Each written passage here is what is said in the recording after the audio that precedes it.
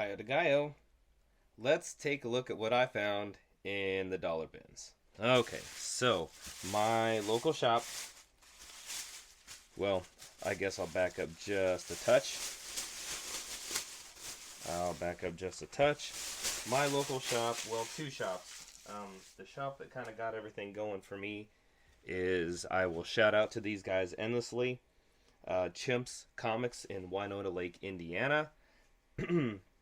They're the best. That guy, he's definitely one of those guys who once he kind of catches a beat for what you like, he does really good as recommends. And so my hometown shop here in Cedar Falls, Iowa, is called The Core, and he's not too shabby himself. The thing I like about that guy is he knows all of the old school stuff, which I have gotten into, and a lot of that he is aware of and is pretty good pull. But anyways, so he has a pretty good deal here where he has $1 comic bin. So if you buy pull single issues, it's $2, but if you buy 20, it's $20. So not a bad pull for what we got. So the first one, this might be might be the best out of the whole deal. So this is Gilbert Hernandez, one of the Hernandez brothers, I believe.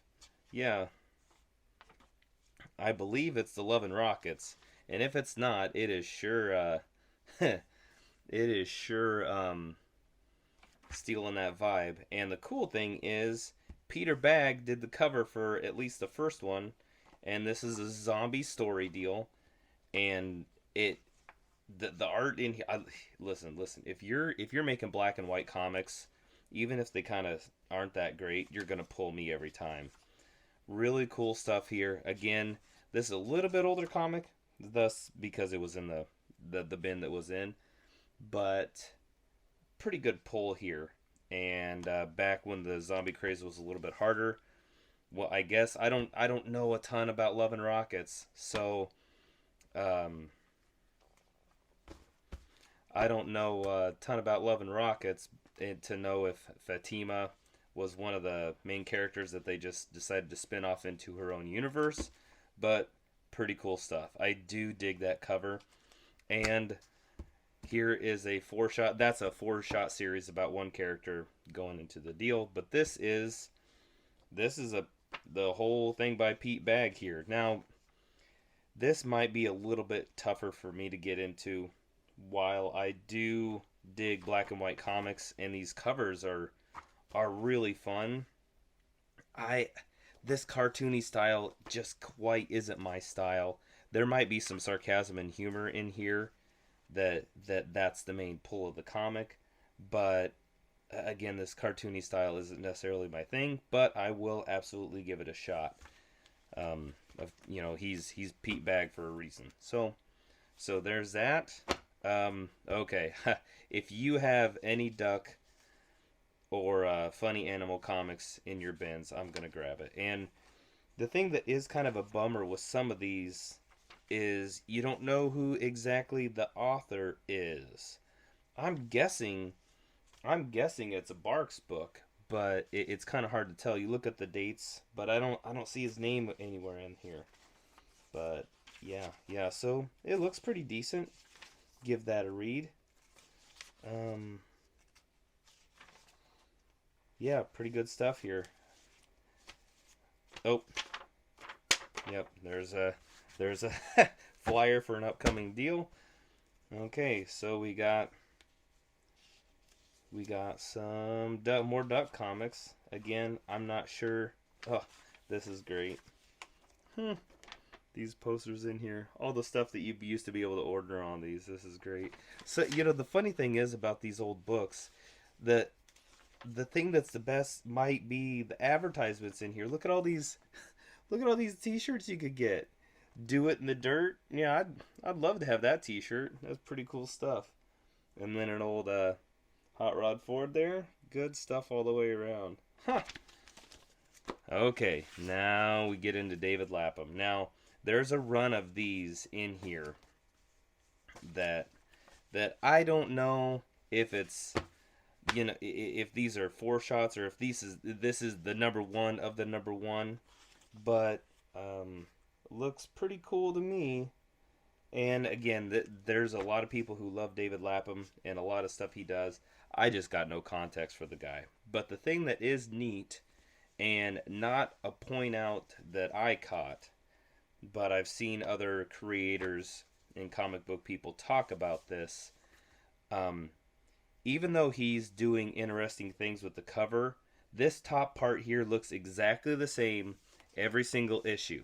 So so when you are looking around the shop, you're going to be able to spot this from a mile away. So that's definitely a thing to take away when you are doing your own stuff. If you're, when you're making your cover, you want to be unique, but this is a great balance of, okay, so you're taking the thing, again, he's getting a little bit different here cuz pretty base stuff, just mixing up colors, not a lot of change, but it's kind of cool playing around with a little bit. And of course the bottom for every story is a little bit different. Cool stuff, and a good pull here. Okay, so um,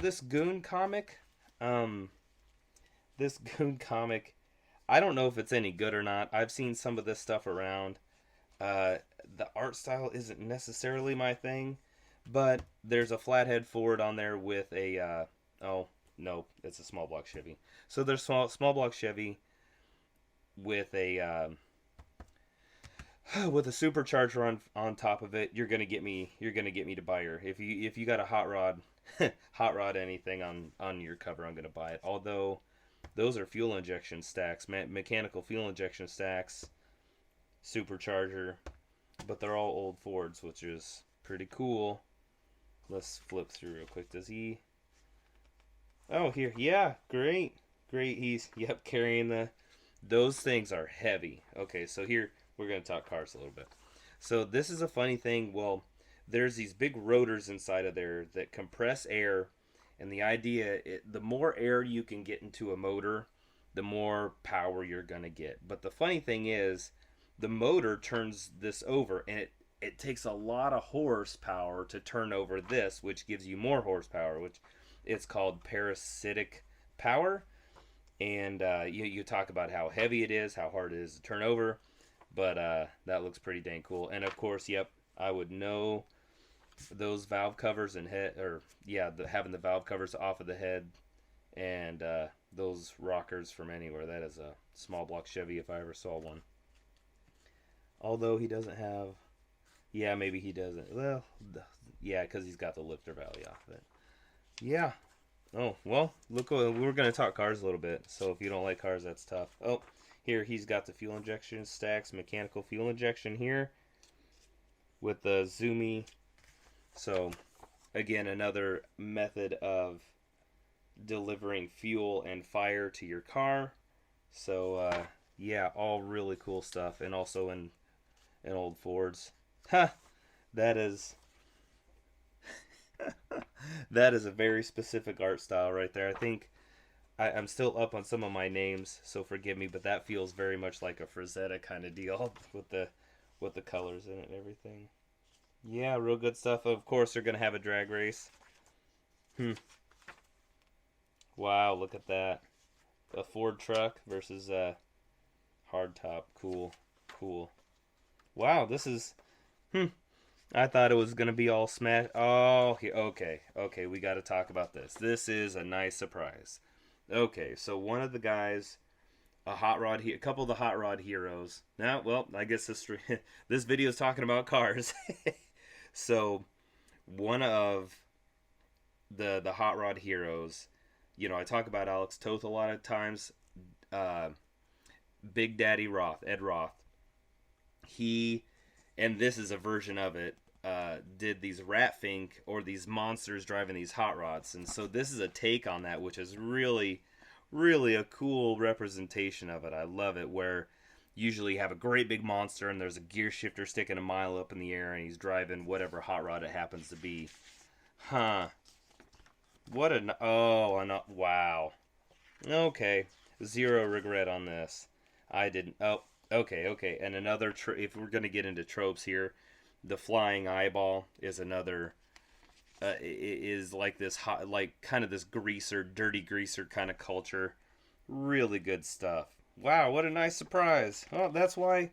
You know what? That's why... Hmm, that's pretty cool too. Wow. Nice surprise from top to bottom. Gross.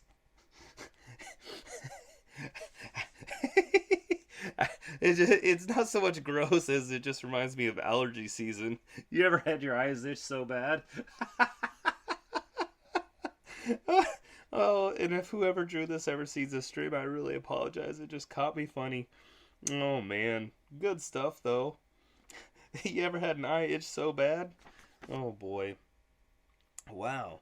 What a great little surprise this was, and that's why, man, when you're pulling out of the dollar bins or quarter bins, that was fun. Wow, I'm glad I that was a nice unexpected surprise. Okay, John Carter, I know nothing about him. Space stories. I know that there's a Disney movie that until somebody even what oh, that's nice. Okay, that's pretty cool. Look at the background and then the people in there. That's pretty cool. Looks like they're introducing all the characters in this deal. So sci-fi stuff. I don't think they're. It almost feels like the way the layouts here are with everything. It almost feels kind of like the old Sunday like broadsheet strips is what they feel like. But it doesn't seem like there's, at least to my eyes, that's kind of nice. Like a bunch of amazing stuff going on visually. The colors aren't too bad. That was a good action scene right there. Okay, that's not so bad. Kind of a couple decent action scenes. And I guess the thing I should say when I'm looking through quarter bin stuff, what I'm looking for is, well, first of all, something I've never seen before, um, something to broaden my horizons, but also stuff that when I look at it as an artist, what can I learn from this guy to make me a better artist? Um, those are my big things. Yeah, that's not a bad find. Hmm. Oh, look at those buildings. That's pretty cool. Sci-fi. Wow. Okay, there we go. Oh, and there we go. There, good, good. I keep saying there we go, but you know, that's I really like silhouettes and then foreground, background stuff. Really nice. Okay, so there's a little bit more here. I thought it was just gonna be some schlocky. Hmm. Well, seems like the M pages are the best stuff. Hmm. Frog, four-legged or four-armed frog man fighting an alien tiger. Cool. Okay, here we got another Donald Duck comic. Mm, okay, so this might be a little bit older because this feels because all the brothers are wearing black. I guess the caps are colored in a little bit. Um, my big thing now, I've heard people contend about this, and maybe in the cartoons it'd be a little bit different. But my big thing is there aren't triplet brothers. It's really one brother, but it's a great way to show animation.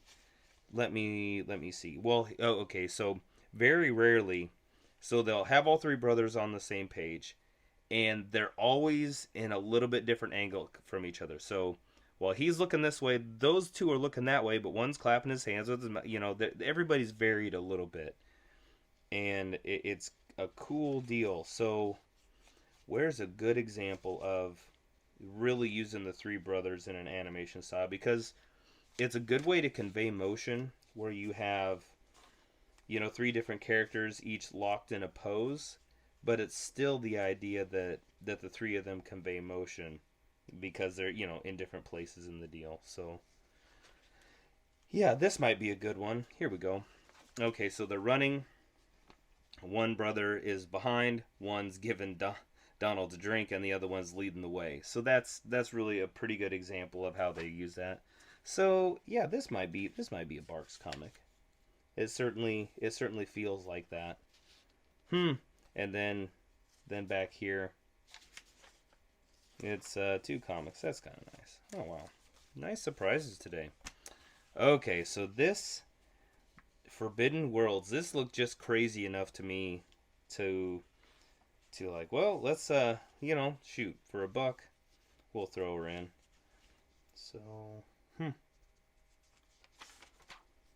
I always like face shadows are pretty cool. Rockets. Oh, those nice colors down there. Oh, aliens drinking something. Now he's drinking it.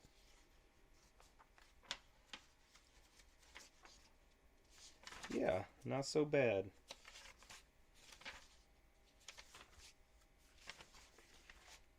Yep, pretty cool stuff. Give that a bigger look. And again, another Scrooge comic.